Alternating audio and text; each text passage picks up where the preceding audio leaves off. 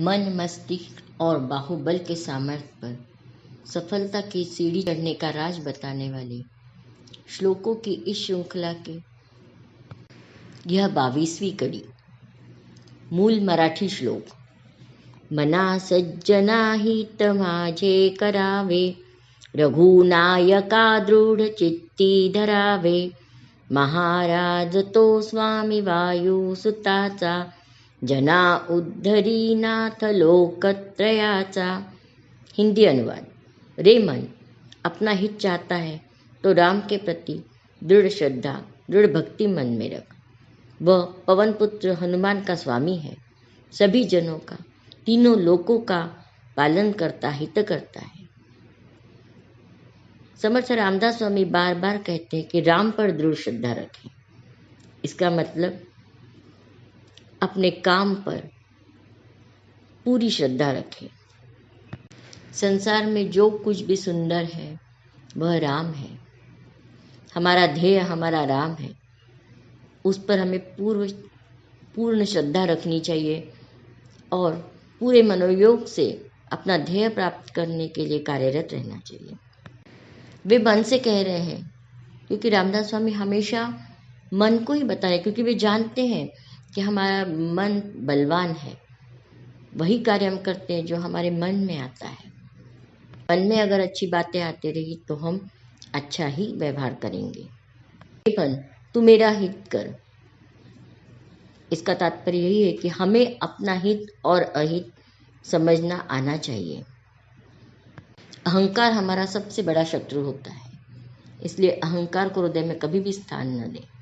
हम जो कुछ भी कार्य करते हैं उसे कृष्णार्पण कर दें, या अपने किसी भगवान को हम मानते हैं, जिस आराध्य देवता की हम पूजा करते हैं उसे वह अर्पण कर दे, तो मन में अहंकार नहीं आता।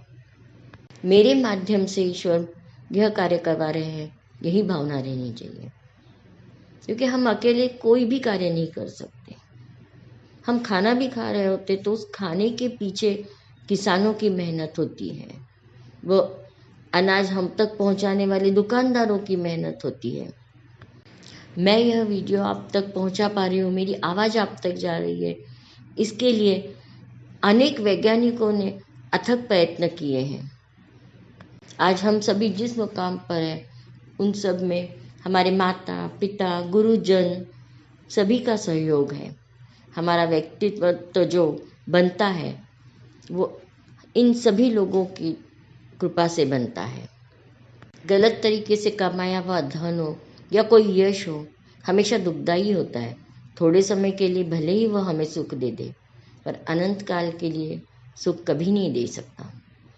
इसलिए सर्वप्रथम अपना हित किसमें है यह हमें समझने की शक्ति मिलनी चाहिए, समझने की बुद्धि मिलनी चाहिए, और भगवान का हमेशा चिंतन करते रहना है। तो भगवान का चिंतन मतलब क्या? तो उनके गुणों का चिंतन। राम का चिंतन यानी हाथ में माला लेकर राम राम नहीं जपना है। तो राम में कौन से गुण थे, किस तरह उन्होंने अपने राज्य के लोगों की रक्षा की, किस तरह उन्होंने अपने माता पिता के आज्ञा का पालन किया, किस तरह उन्होंने अपना पत्नी धर्म, भाई का धर्म, हर धर्म उन्होंने निभाया।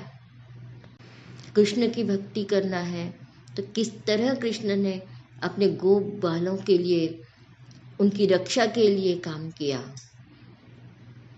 किस तरह वे अर्जुन के सारथी बने।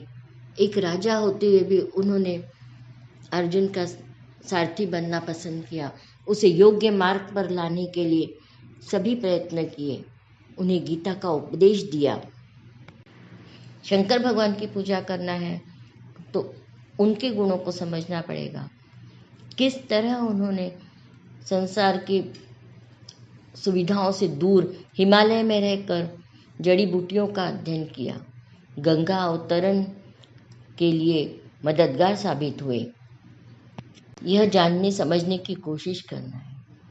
तो चलिए आज से हम भी यह प्रयास करते हैं कि हमारी पुराण कथाओं में लिखे हुए सभी घटनाओं को केवल जैसी है वैसी न देखकर उसका सत्य जानने की कोशिश करें, उन्हें केवल कपोल कल्पित कथाएं न माने। जय जय रघुवीर समर्थ।